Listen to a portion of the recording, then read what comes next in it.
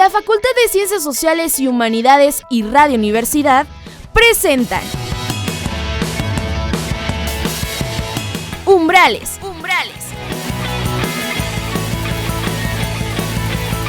La entrada al mundo de las ciencias sociales y humanidades. Antropología, geografía, historia, filosofía, arqueología, lengua y literatura hispanoamericanas.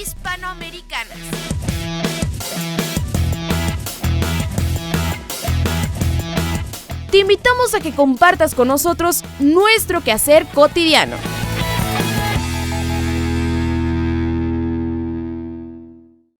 Muy buenos días, amables radioescuchas. Un gusto tenerles nuevamente a través de la frecuencia de Radio Universidad, desde la Facultad de Ciencias Sociales y Humanidades, en este su programa Radio Umbrales. Un gusto como siempre, Guadalupe, tenerte aquí en estos micrófonos. Y pues el día de hoy, nuevamente un invitado. Platícanos quién es y de qué vamos a platicar este día. Sí, buenos días, muchas gracias por sintonizarnos nuevamente. Y pues sí, el día de hoy nos acompaña el doctor Gabriel Vargas Lozano. El doctor es profesor investigador del Departamento de Filosofía de la Universidad Autónoma Metropolitana, Unidad Iztapalapa. Así es. Y es profesor, muchas gracias y bienvenido. Es profesor definitivo de la Cátedra de Filosofía de la Historia en la Facultad de Filosofía y Letras de la Universidad Autónoma de México. Tiene un currículum extensísimo y bueno, no lo vamos a leer todo, simplemente vamos a dar algunos datos. Sí, fue presidente de la Asociación Filosófica de México del 2002 al 2004 y es fundador del Centro de Documentación en Filosofía Latinoamericana e Ibérica en la UAM y director de la prestigiada revista Dialéctica de la UAP. Ha impartido diversas conferencias en países de Latinoamérica, Estados Unidos y Europa. Recibió el Premio Nacional de Investigación en Ciencias Sociales y Humanidades Federico Solórzano Barreto en el 2003. Y bueno, es autor de diversos libros, ha publicado más de 70 ensayos y más de 400 artículos en periódicos y suplementos culturales. Bueno, un currículum extensísimo y que habla, pues, por supuesto, de la autoridad que tiene en el tema, ¿verdad? Pues bienvenido, doctor. Platícanos un poquito de ti. Ya nos dieron los datos, pero... Sí. Bueno, yo empecé a estudiar filosofía en Guadalajara inicialmente. Mi decisión de ir a filosofía fue heroica, porque como ustedes saben, pues se piensa que el espacio de trabajo es poco. Y sin embargo, pues la historia no me ha demostrado tal cosa. Al contrario, creo yo que las cosas han ido bien. Luego me fui a la Facultad de Filosofía y Letras de la UNAM. Allí fui primero ayudante del doctor Adolfo Sánchez Vázquez, luego fui profesor de medio tiempo, luego de tiempo completo, luego me ofrecieron un concurso de oposición en la UAM y entonces fui a la UAM. En fin, así ha sido una carrera académica larga, ¿no? En donde dejé la UNAM y me fui a la UAM porque era una universidad más joven, ¿no? Y que había muchas opciones allí.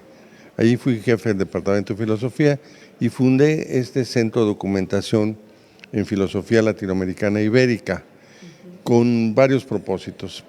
El primer propósito es fomentar el estudio de la filosofía en México, porque generalmente se estudian pues a los filósofos europeos o norteamericanos, lo cual está muy bien, hay que estudiarlos, pero también necesitamos estudiar nuestras tradiciones, ¿no? Claro. Nuestros grandes filósofos, sobre todo en el siglo XX, he trabajado en el siglo XX, en donde publiqué un libro, se llama Esbozo Histórico de la Filosofía en México, siglo XX, que se publicó en Monterrey, ya se terminó la edición, pero la gente puede bajarlo de nuestra página electrónica, que es www.cefilibe.org, que es nuestro centro de documentación en filosofía latinoamericana e ibérica.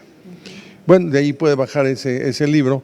Ese libro es una exposición sobre el desarrollo de la filosofía en México en el siglo XX, que se ha estudiado mucho el XVI, el XVII, el XVIII, el XIX, pero el XX casi no, en conjunto.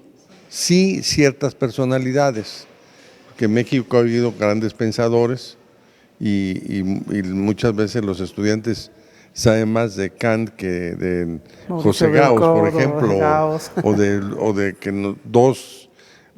hemos tenido 3 grandes filósofos, Leopoldo Sea, ¿no? Luis Villoro, que acaba de morir, que fue fundador de la UAM también, y amigo mío, y Adolfo Sánchez Vázquez, que fue mi maestro y que ahora, este año, hemos hecho un coloquio muy importante en la UNAM sobre a 100 años de su nacimiento, porque él nació en 1915 en Algeciras, Cádiz. Luego hizo una obra muy importante que se ha recordado en estas fechas y que se sigue recordando, no solo en México, sino en otras partes, ese coloquio, por cierto, lo pueden ustedes localizar, que los que nos están oyendo, se pueden poner coloquio Adolfo Sánchez Vázquez, 100 años, en YouTube, y ahí está todo el coloquio. Entonces, realmente bueno. Sí. Pues muy interesante esto que tú planteas. Uno, efectivamente, la cuestión de la filosofía en México, y lo digo, dice uno de repente, no trayendo un poquito agua al molino, pues creo que ha sido uno de los objetivos, efectivamente, crear una carrera de filosofía en la Universidad Autónoma, porque faltaba este espacio.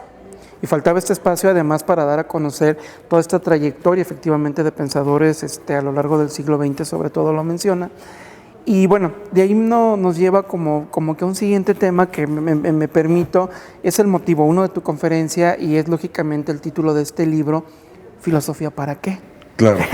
Comenzabas la charla diciendo, y creo que sigue siendo como que el tópico, ¿no? Bueno, ¿para qué estudian filosofía? Se van a morir de hambre. Curiosamente, algunos ya profesores de filosofía dan una respuesta muy limitada al tema. Y creo que mucha gente no tiene claro para qué la filosofía. Entonces, justamente la conferencia, yo hice este libro tratando de cubrir esta necesidad. Ya van 2 ediciones, en la tercera voy a aumentar algunos capítulos nuevos, de los cuales voy a hablar ahora en la conferencia. Entonces, bueno, en forma sintética diría, la filosofía desde toda la vida, desde Platón, Aristóteles hasta John Rawls en la actualidad, en Estados Unidos, bueno, ha muerto John Rawls, pero Jürgen Habermas, así todos los filósofos, y diría Luis Villoro también, han propuesto lo que podría ser una sociedad mejor. Frente a una sociedad injusta, se propone una sociedad justa. Entonces, para ir a nuestros filósofos, Luis Villoro hizo un excelente libro que se llama Los retos de la sociedad por venir. O sea, a partir del análisis de la sociedad mexicana, ¿qué es lo que necesitamos? Entonces él habla una teoría no de la justicia, sino de la injusticia, es decir, qué es lo que no podemos tolerar por injusto. Un multiculturalismo es un diálogo entre las culturas de nuestro país que no existe, ¿no? Porque bueno, pues como no hablamos tojolabal, pues no tenemos relación con los tojolabales, etcétera, ¿no? Con el mundo indígena, sobre todo. Y diálogo entre los grupos culturales que hay en nuestro país, ¿no? Y luego el tercer tema, una auténtica democracia. Entonces, Luis Villoro analiza a fondo estos 3 temas que son esenciales. No solo estos son los que existen en nuestro país, también, por ejemplo, el tema de la educación es fundamental, ¿no? En fin, y entonces el filósofo, ¿qué hace? A partir del análisis de la situación, propone lo que podría ser una mejor sociedad, ¿sí? Una sociedad que él considera que sería lo mejor. En este sentido, tenemos el ejemplo muy importante de la Ilustración francesa. Juan Jacobo Rousseau, Voltaire, Diderot, Montesquieu, todos ellos propusieron en la monarquía absoluta, frente a la monarquía, propusieron una sociedad futura. Entonces Rousseau dijo, la monarquía no nos interesa, vamos a poner el contrato social, un nuevo contrato social, la democracia. Montesquieu dijo, no, pues hay que hacer una tripartición del poder, ejecutivo, legislativo y judicial, que nos debe sonar a nosotros, ¿no? Y que es justamente Montesquieu, aunque Montesquieu pensaba que debería haber un equilibrio real. Lo que pasa es que luego no hay ese equilibrio real. Luego Voltaire hace crítica a la idea de una religión que está vinculada a la mala política. Pues yo creo que hay una religión que está vinculada a la buena política. Pero bueno, en todo caso, el tema es qué relaciones hay entre religión y Estado. Ese es un problema. Porque eso, por ejemplo, en los países árabes, pues es grave, ¿no? Porque es una subordinación más bien una subordinación del Estado a la religión. ¿Hasta qué punto eso es conveniente o es correcto? ¿O hasta qué punto? Yo pienso más bien que es necesario la distinción entre ámbitos, como es en el caso de nuestros países occidentales, ¿no? Entonces, ¿qué es lo que hicieron los filósofos de la Ilustración? Pensar en un medio de un absolutismo monárquico, pensaron la sociedad del futuro y le dieron solución, le dieron salida. Entonces, todo esto y otras cosas más que podemos seguir hablando, analizo en mi libro para mostrar que la filosofía es esencial para un país, que no es posible que un país continúe o se desarrolle sin filosofía, que se requiere la filosofía, contrariamente a lo que la gente piensa. Pongo otro ejemplo de John Locke, por ejemplo. Cuando la crisis de la monarquía en Inglaterra, John Locke propuso en sus 2 ensayos sobre el gobierno civil, propuso que si el monarca, como pasó con Jacobo II, dimitió, ¿no?, o abdicó, ¿no?, del poder, entonces ¿qué pasaba? Y entonces él desarrolló la teoría del justnaturalismo en el sentido de que el poder pasa entonces al Estado. Al pueblo. Y entonces el pueblo tiene que organizar de nuevo el poder.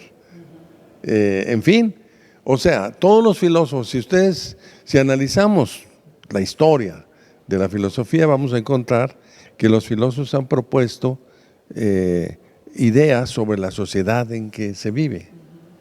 Entonces, esa es la verdadera función de la filosofía. No tanto estar repitiendo autores, sino crear reflexiones sobre el mundo en que estamos. Y esos son unos cuantos ejemplos de muchos más que podemos hablar sobre eso. Pues qué interesante, doctor. Me permite nada más una muy breve pausa para recordar los teléfonos. Radio Universidad 826-1347 y aquí de la Facultad 832-1000 para que nos llamen con sus comentarios, con sus impresiones, algo acerca del programa. Pues regresando, para que nos estuvieran apenas sintonizando, estamos con el doctor Gabriel Vargas Lozano de la Universidad Autónoma Metropolitana Iztapalapa, ¿sí?, quien pues nos está platicando de la filosofía y de un tema tan interesante. Guadalupe. Sí, doctor, a mí me llama la atención, y ya lo dijo al principio de esta charla, sobre los estudios de la filosofía en México, ¿no? Retomando este punto, ¿cuál es el estado actual de los estudios de la filosofía en México y a lo largo de la historia, y cuál es el desarrollo de esta reflexión filosófica actualmente? Sí, bueno, yo creo que ha venido creciendo mucho el desarrollo filosófico en nuestro país. Curiosamente, yo fui uno de los organizadores del primer Coloquio Nacional de Filosofía que se celebró en Morelia, Michoacán, por la Asociación Filosófica de México, que reúne a todos los filósofos del país, por lo menos. Y ese primer coloquio, pues fueron unos 75 ponencias, no, o menos, a lo mejor menos ponencias. Y un grupo de gente sí interesado, pero fue un coloquio importantísimo, porque vinieron de parte del mundo gente como José Ferrater Mora, autor de un diccionario muy importante, se hizo una declaración muy interesante de independencia, de la filosofía de independencia. Estaba Leopoldo Sea todavía vivo. El presidente era Elie de Gortari, uno de los filósofos importantes de nuestro país. El vicepresidente era Sánchez Vázquez. Vinieron filósofos de Yugoslavia y de América Latina. En fin, eran 3 grandes coloquios. Uno era la filosofía y la ciencia natural, filosofía y la ciencia social y la filosofía en América Latina. Bueno, ese fue el primer coloquio. Luego empezó un segundo coloquio 2 años después, porque esos coloquios son cada 2 años, que ahora se llaman congresos. En 77 hubo en Monterrey un coloquio muy interesante sobre las revoluciones. Estaba la revolución científica de Kuhn en auge importante, las revoluciones sociales y las revoluciones en la filosofía. Vinieron también gente, un grupo de gente más amplio, fue en Monterrey. El tercero fue en Puebla, que fue mucho más grande. Y en Puebla, en 79, hubo una novedad muy grande. Y fue una mesa redonda que hizo nuestra profesora que ya murió, la doctora Graciela Hierro, y que citó a la mesa y además a puras filósofas a preguntarles si existía una naturaleza femenina. Vaya pregunta. Estuvo, llenísimo eso, estuvo todo lleno. A ver si había una naturaleza femenina o no, etcétera. Y ya hubieron muchas mesas. Luego se fueron desarrollando coloquios posteriores. Yo organicé un coloquio en Guadalajara en donde ya fueron 500 ponencias y muchísima gente. Y luego el último, que fue otra vez en Morelia, Michoacán, hace 2 años, en donde asistieron miles de personas. Bueno, pero lo curioso es esto. Hay un gran desarrollo de la filosofía en México y hay interés de mucha gente, pero no tenemos difusión. Los periódicos solo sacan en un momento dado una noticia porque va el gobernador o porque van las autoridades y se acabó. La radio y la televisión, nada. Entonces tenemos un grave problema. No hay un conocimiento público de lo que es la filosofía. Y ahí corresponde la causa a 2 grupos de personas.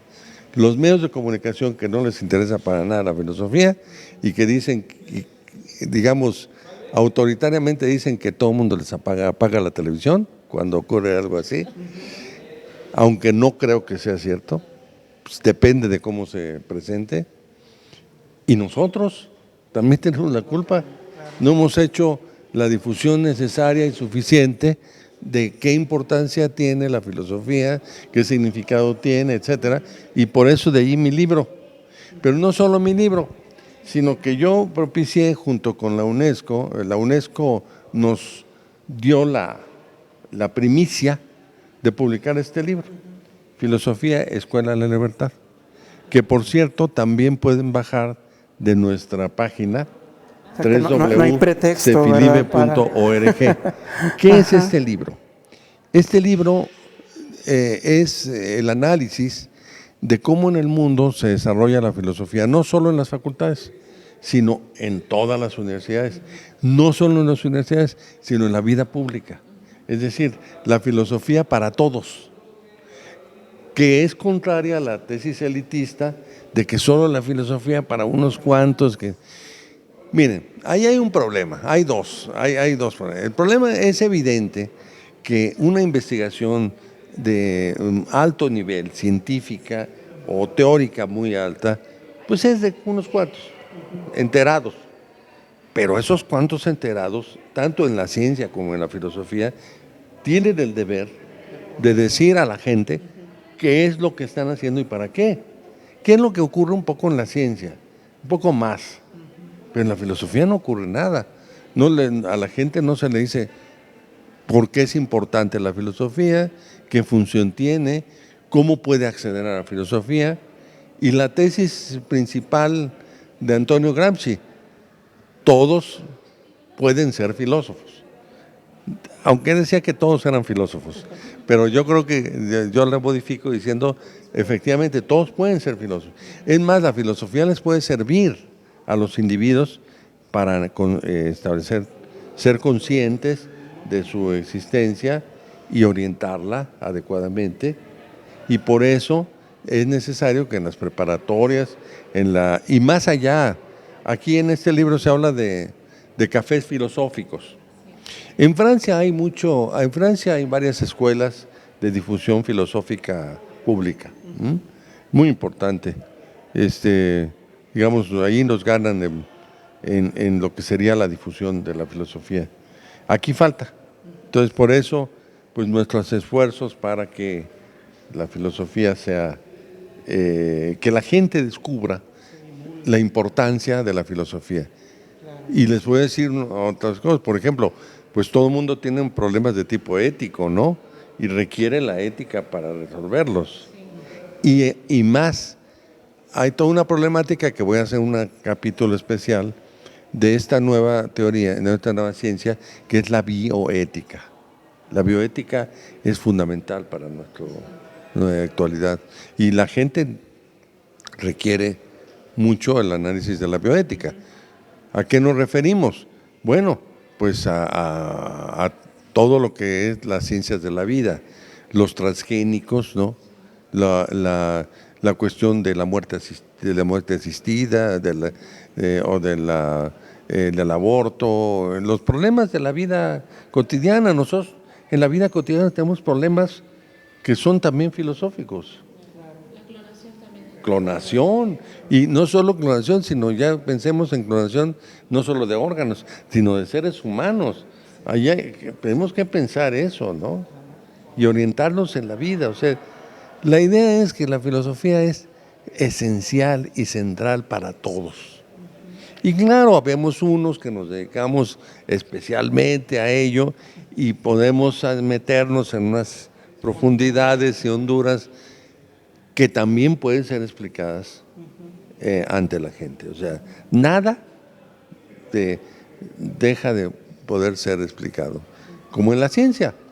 Es un científico, bueno, si me pone unas fórmulas matemáticas, pues a lo mejor no entiendo, pero si me dice en cristiano de qué se trata y para qué sirve, pues obviamente que lo voy a entender, ¿verdad?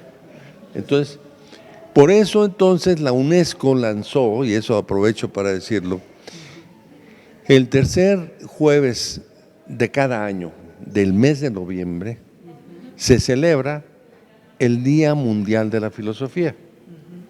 Ese es solo un pretexto. Se supone que en esa fecha nació Sócrates. ¿Quién puede saberlo, verdad? No había actas, no había actas de nacimiento, pero en fin, le inventaron la fecha. Entonces, en ese momento, pero Sócrates es un filósofo emblemático, extraordinario, y no era de academia como Platón, sino era público. De a pie, ¿verdad? Sí. Ajá. Lo cual tiene sus peligros, de andar filosofando allá afuera.